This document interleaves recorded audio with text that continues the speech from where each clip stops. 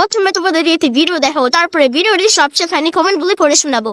এখন ভিডিও করতে করতে আমি এমন হয়ে গেছি যে যেটা দেখি সেটাই তোমাদের সঙ্গে শেয়ার করি। আমাদের বাড়ির পাশে পুজো হয়েছিল আর সেখান থেকেই আমাকে এই পেয়ারাটা দিয়েছিল। সুমি তো মাখা খেতে খুবই ভালোবাসে, তাই ভাবলাম এই পেয়ারাটাই মাখা করে দেওয়া যায়। আর মাখা যখন করব তাই ভাবলাম তোমাদের সঙ্গে শেয়ার করি। এই পেয়ারাটা মাখা করে আমি ভেবেছিলাম সুমিকে একটা সারপ্রাইজ দেবো, কিন্তু সেটা আর হলো না। এই পেয়ারা মাখামাখি করতে গিয়ে ও ঠিক পেছন দিয়ে দেখেই ফেললো। সুমি তো আমাকে বলেই উঠলো, কি করছো মা? আর লুকোনোর আমার জায়গা নেই, তাই আমি বলেই ফেললাম যে তোর জন্য আমি একটু সুন্দর করে পেয়ারা মাখা করছি। এদিকে আমার পেয়ারা মাখা হয়েও গেছে, এবার খেয়ে বল কেমন হয়েছে। আমি জানি এবার অনেকেই বলবে কাকিমা ওটা পেয়ারা না পেয়ারা, কিন্তু তোমরা হয়তো এটা জানো না যে আমাদের মধ্যে অনেক জিনিসকে অন্যরকম নামে ডাকা হয়। কিন্তু মা যেহেতু ভিডিও করে, মা চেষ্টা করে একদম প্রপার শুদ্ধ ভাষায় বলার জন্য। তাও কখনো কখনো মিস্টেক হয়ে গেলে মানিয়ে নিও।